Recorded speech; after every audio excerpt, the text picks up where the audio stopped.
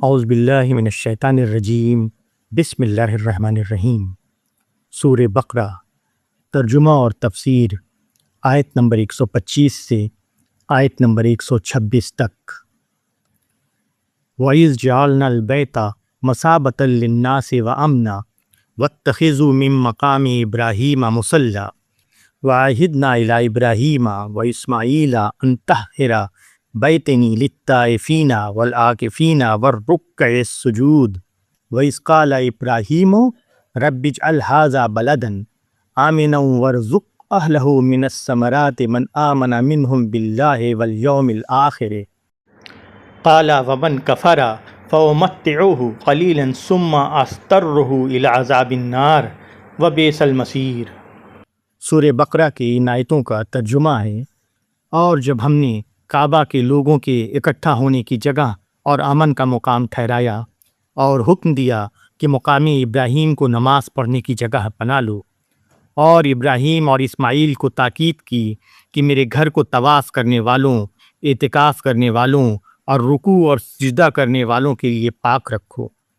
اور جب ابراہیم نے کہا کہ اے میرے رب، اس شہر کو امن کا شہر بنا دے اور اس کے باشندوں کو، جو ان میں سے اللہ اور آخرت کے دن پر ایمان رکھیں، پھلوں کی روزی عطا فرما۔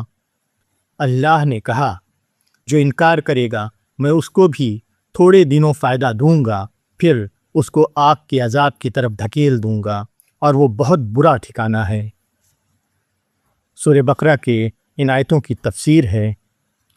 ساری دنیا کے اہل ایمان ہر سال اپنے وطن کو چھوڑ کر بیت اللہ آتے ہیں۔ یہاں کسی کے لیے کسی بھی جاندار چیز پر زیادتی کرنا جائز نہیں۔ حرم کعبہ کو دائمی طور پر عبادت کی جگہ بنا دیا گیا ہے۔ اس مقام کو ہر قسم کی آلودگیوں سے پاک رکھا جاتا ہے۔ کعبہ کا طواف کیا جاتا ہے۔ دنیا سے الگ ہو کر اللہ کی یاد کی جاتی ہے اور اللہ کے لیے رکوع اور سجود کیا جاتا ہے۔ قدیم زمانے میں یہ دنیا کا سب سے زیادہ خشک علاقہ تھا، جہاں ریتیلی زمینوں اور پتھریلی چٹانوں کی وجہ سے کوئی فصل پیدا نہیں ہوتی تھی۔ مزید یہ کہ وہ انتہائی طور پر غیر محفوظ تھا۔ 4000 برس پہلے حضرت ابراہیم علیہ السلام کو حکم ہوا کہ اپنے خاندان کو اس علاقے میں لے جائیں اور اس کو وہاں بسا دیں۔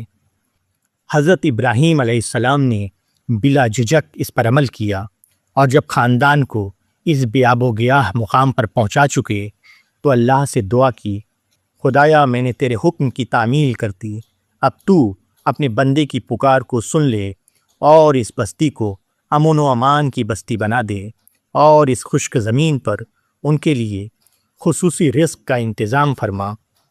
دعا قبول ہوئی، اور اسی کا یہ نتیجہ ہے کہ یہ علاقہ آج تک امن اور رزق کی کثرت کا نمونہ بنا ہوا ہے۔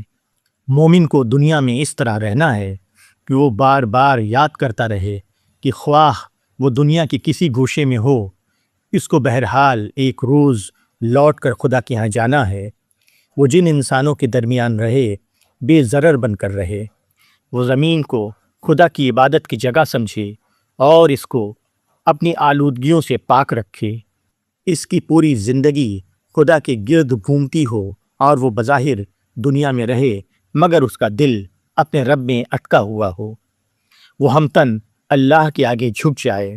پھر یہ کہ دین جس چیز کا تقاضا کرے، خواہ وہ ایک چٹیل میدان میں بیوی بچوں کو لے جا کر ڈال دینا ہو، بندہ پوری وفاداری کے ساتھ اس کے لیے راضی ہو جائے، اور جب تعمیل حکم کر چکے تو خدا سے مدد کی درخواست کرے۔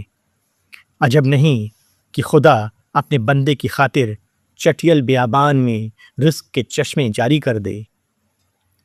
دنیا کی رونق خواہ کسی دین کے نام پر ملے، اس بات کا ثبوت نہیں ہے کہ اللہ نے اس کو امامت اور پیشوائی کے منصب کے لیے قبول کر لیا ہے۔ دنیا کی چیزیں صرف آزمائش کے لیے ہیں جو سب کو ملتی ہیں، جبکہ امامت یہ ہے کہ کسی بندے کو قوموں کے درمیان خدا کی نمائندگی کے لیے منتخب کر لیا جائے۔